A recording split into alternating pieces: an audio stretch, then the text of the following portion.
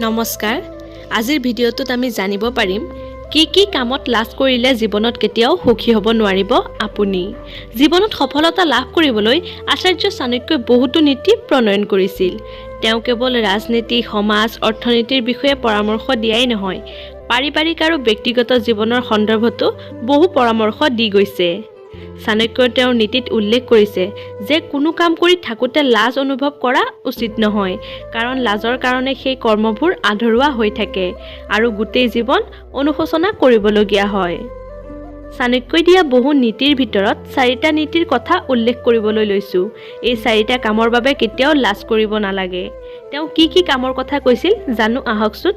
ভিডিঅ'টো সম্পূৰ্ণকৈ চাব প্ৰথমতে টকা উপাৰ্জন কৰিবলৈ লাজ নকৰিব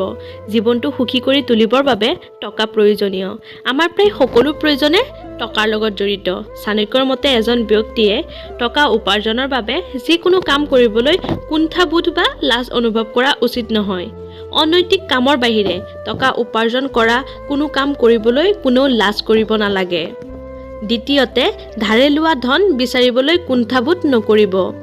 বহুতে টকা ধাৰে লয় উভতাই দিব নিবিচাৰে আৰু তেনে ক্ষেত্ৰত বহুতে বস্তু আৰু টকা বিচাৰিবলৈ কুণ্ঠাবোধ কৰে যাৰ বাবে তেওঁলোকে বহু সমস্যাৰ সন্মুখীন হ'বলগীয়া হয় চাণক্য নীতিয়ে কয় যে যদি ধাৰে দিয়া ধন ঘূৰাই নিদিয়ে তেনেহলে সময়মতে বিচাৰিব লাগে কুণ্ঠাবোধ নকৰিলে ভাল হয় তৃতীয়তে গুৰু বা শিক্ষকৰ পৰা শিক্ষা লাভত লাজ নকৰিব গুৰু আমাৰ পথ প্ৰদৰ্শক যিসকলে আমাৰ জীৱনৰ উচিত অনুচিতৰ বিষয়ে বুজাই দিয়ে ভাল শিক্ষা প্ৰদান কৰে আমাক জীৱনত আগবাঢ়ি যোৱাত সহায় কৰে গতিকে আপোনাৰ শিক্ষকৰ পৰা শিকিবলৈ লাজ নকৰিব এজন ভাল আৰু সফল ছাত্ৰ হ'ল সেইজন যিয়ে নিলজ্জভাৱে শিক্ষকৰ পৰা পাঠ লয় চতুৰ্থতে খাই থাকোতে লাজ নকৰিব মানুহে খাবলৈ উপাৰ্জন কৰে যাতে জীৱনত কেতিয়াও খাদ্যৰ অভাৱ নহয় কিন্তু ৰাজহুৱা স্থানত বা কাৰোবাৰ সন্মুখত খাবলৈ বহুতে লাজ কৰে লাজৰ বাবে এওঁলোকে ভালদৰে খাবও নোৱাৰে আৰু ভোকত থাকে চাণক্যৰ মতে খাদ্য খোৱাৰ সময়ত কেতিয়াও লাজ অনুভৱ কৰা উচিত নহয় ভোকত খাদ্য গ্ৰহণ কৰিব লাগে নহলে গোটেই দিনটো খালী পেটতে থাকিব লগা হয়